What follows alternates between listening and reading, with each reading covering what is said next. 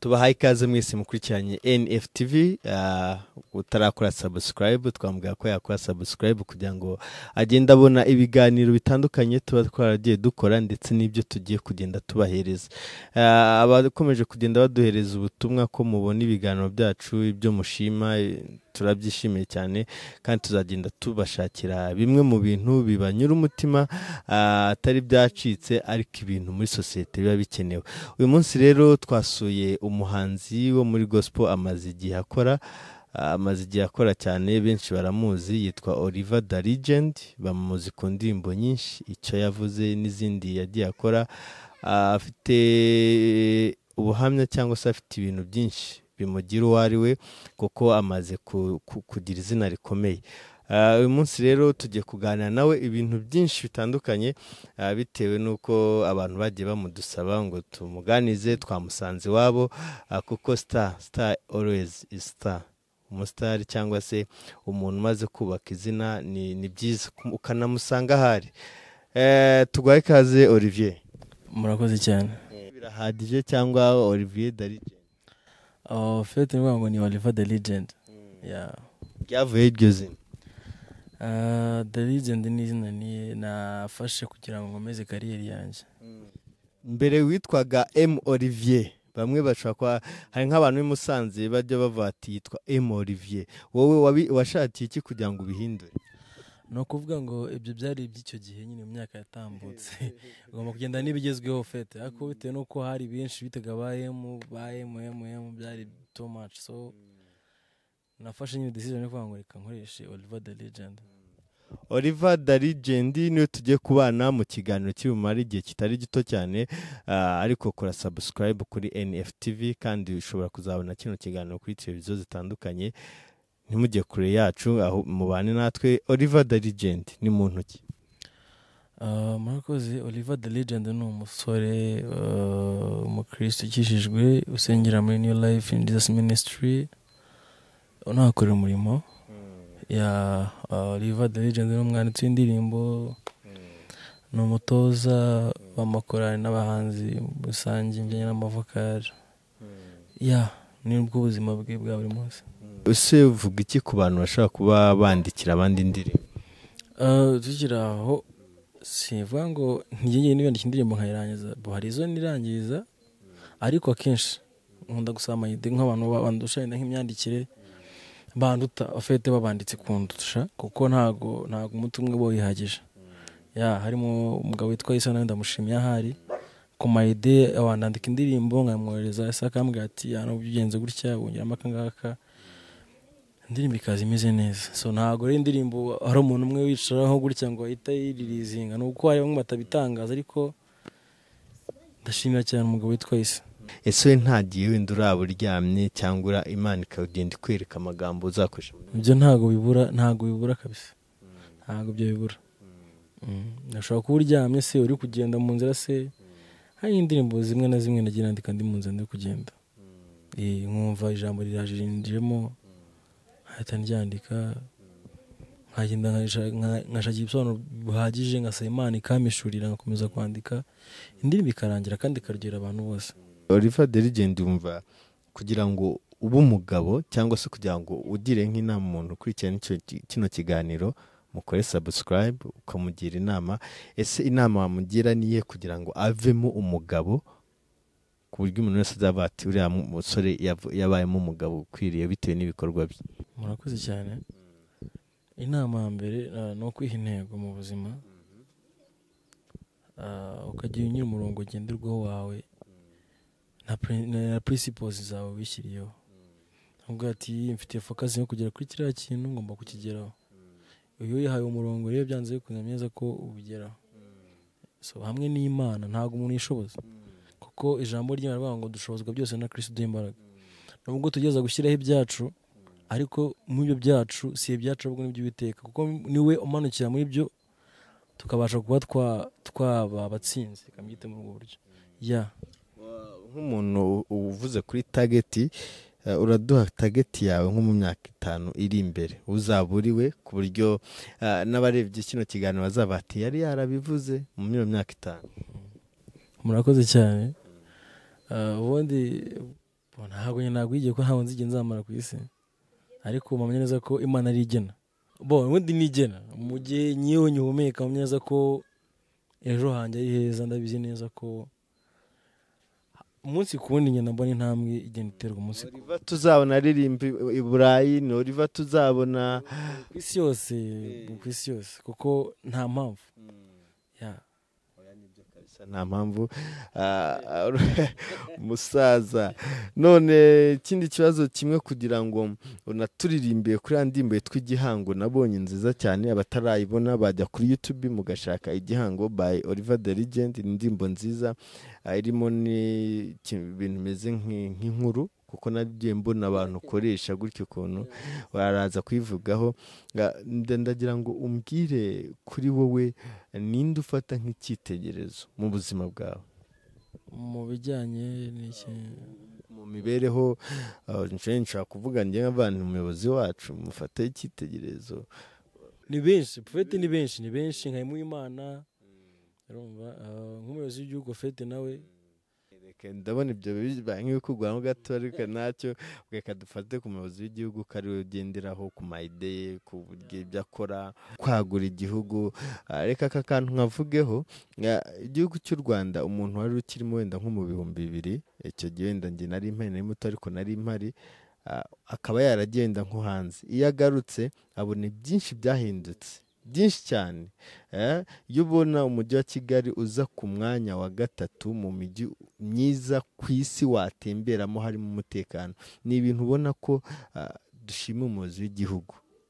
Umujeni nk'uyu, umuhanzi nk'uyu, benshi mu rubyiruko bakunze, iyo avuze ati niwe dufataho icyitegererezo, wowe ukurikiranye YouTube, wowe ukurikiranye iki kiganiro, wowe ukurikiranye NFTV, umenye ko hari byinshi ko ku musaza wacu yagiye adukorera, nyakubahwa Paul Kagame, turamukunda cyane. Ndagira ngo utubwire kuri ndirimbo yawe Igihango, yaje ite, bimeze? Murakoze. Mbona iyi ndirimbo nabyita ko ntabwo ari nashaka gusohora by'umwihariko. Producer niwe mpamayide, kuko mfite amaproje menshi afite muri studio. Yego, hari n'amishuri, hari amaproje amwe namwe mfite muri studio ntanasohora, ariko arambwira ati nkawe nizo atanakoze, yagiye ambwira ati si indirimbo kare nziza kuki utayisohoye. Like nka ya ndirimbo yitwa ngo Mpishurira, we hamwe n'ijyamo nizo nshyashya bita ngo mfite mano mezi nyine yantu hafi. Akambwira ati si indirimbo kare nziza, kuko habanje gusohoka Mpishurira, ntabwo ari we wayikoze Fete, yakozwe na Boris. Arambwira ati si indirimbo kare nziza kuki utagisohora, no kubeshya. Arambwira ati nyushumva ngiye Fete, ngiye nayo yumva nkumva indirimbo, umva ntari aho nyine. Arambwira ati indirimbo nziza uzayisohora, ishyira hanze bayirebe, bazayikunda. Ngishyira hanze, imeza feedback nziza. Hashize igihe arambwira ati indirimbo Igihango kari nziza kutayisohora. Arambwira ati ariko urumva nta bintu twashyiramo twakosoramo. Arambwira indirimbo yararangiye.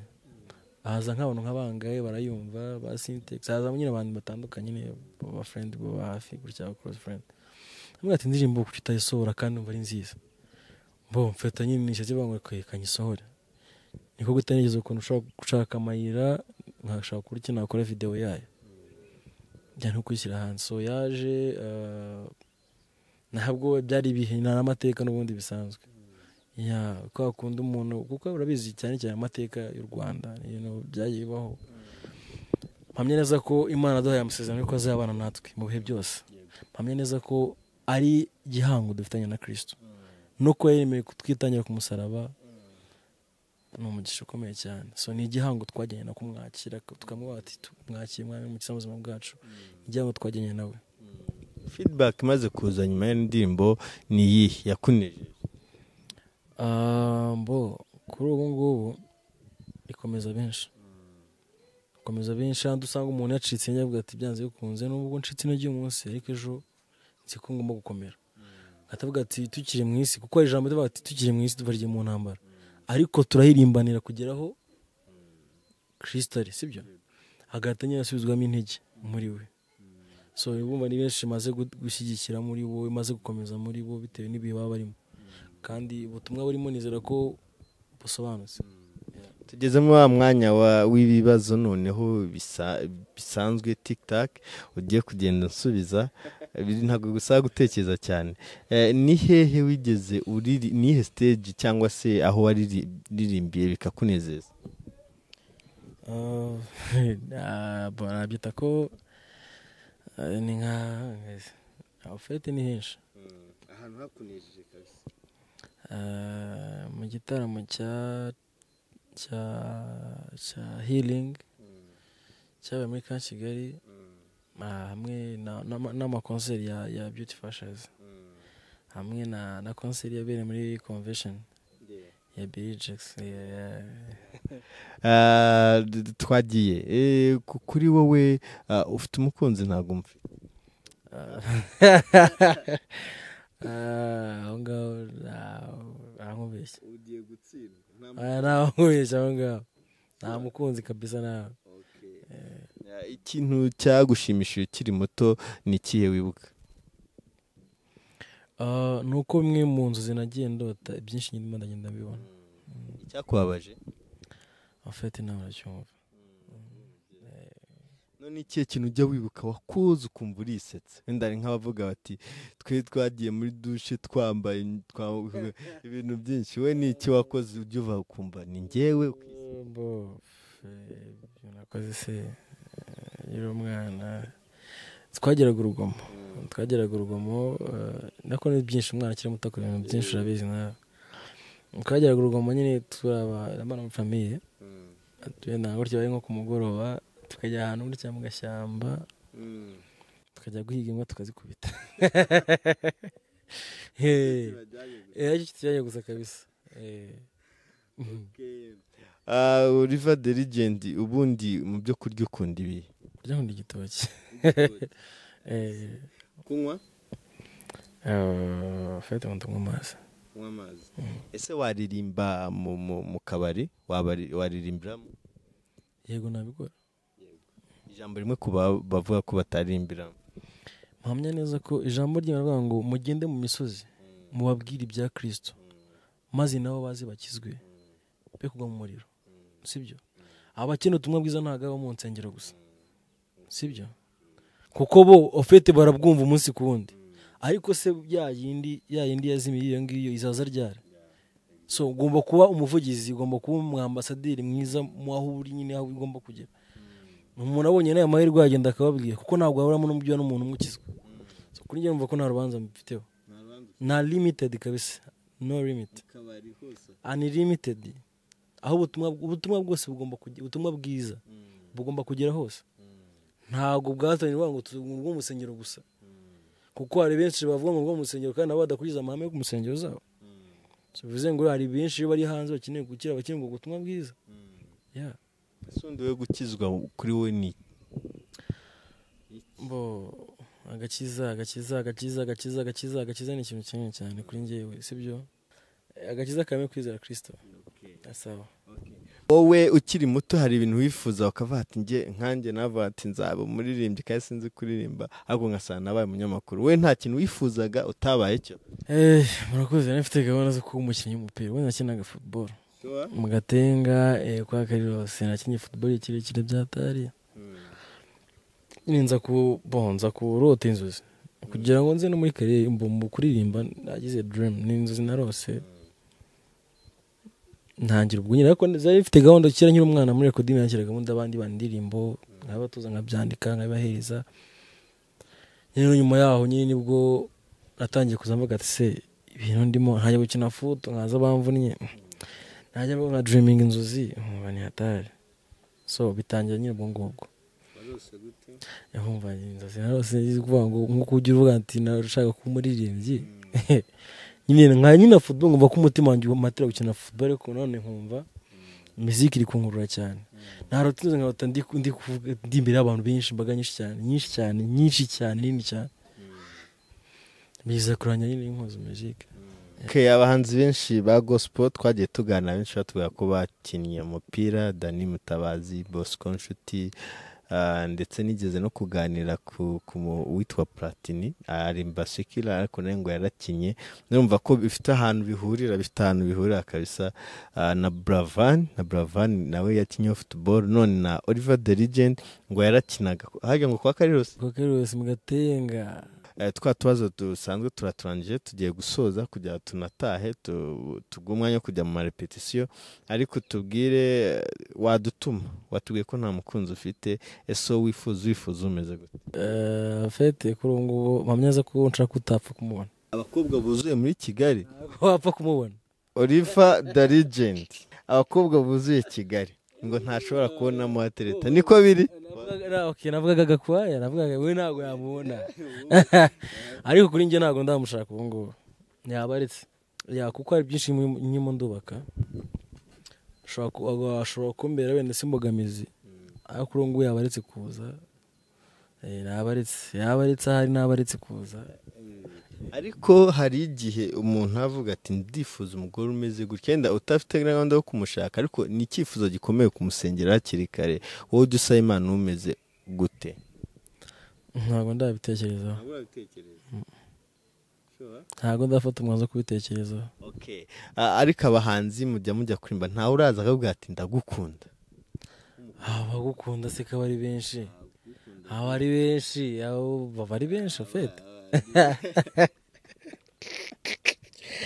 aba ari benshi ntabwo babura n'umubyeyi aravuga ati mwana wanjye ntabwo abakobwa turi mu rukundo rw'ururarwe urumva ko arabitubwiye abamukunda ni benshi abakunda umuntu baba ari benshi kimwe nuko nakundaga kuba nabo ari benshi twavuga ngo kuba nta girlfriend agira byaba ari ibitangaza so bivuze ngo rero abakunda umuntu aba ari benshi ahubwo ngo urafata umwanya ngo ugiye kubitekereza ufata umwana uvuga ati ngiye gufata uyu nguyu ntuze ngame hamwe biba ikibazo gikomeye ubwo ufatiye cyabyo yo nta kintu uri buze kubangamira tugiranye umwanya munini tuganiriye byinshi byiza umenye ubuzima bwe umenya aho imibereho ye umenya ko yatangiye muzika byinshi cyane duhe commentaire kuri YouTube channel yacu ariyo NFTV kandi unakibona iki kiganiro kuri TV uzagira ikiduha nka feedback ariko mbere yuko dusoza ndagira ngo hari akantu njya mbona abahanzi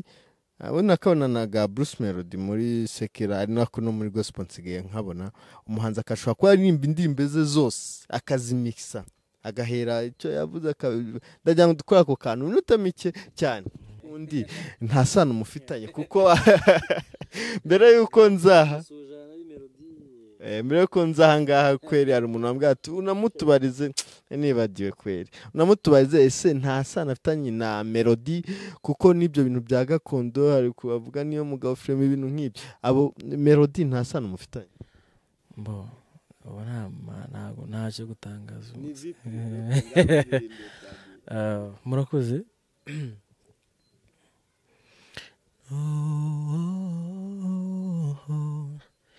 ntabwo banyifite urugendo kuko mpagarikiwe n'Uwiteka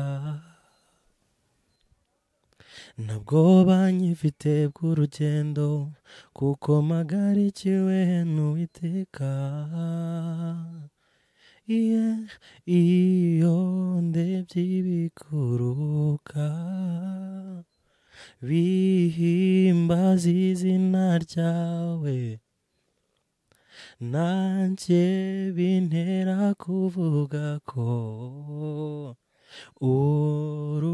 uruwera tukiri mu isi dufashe igihe mu ntambara mwamume kunesha turahirimbanira kugeraho waduteguriye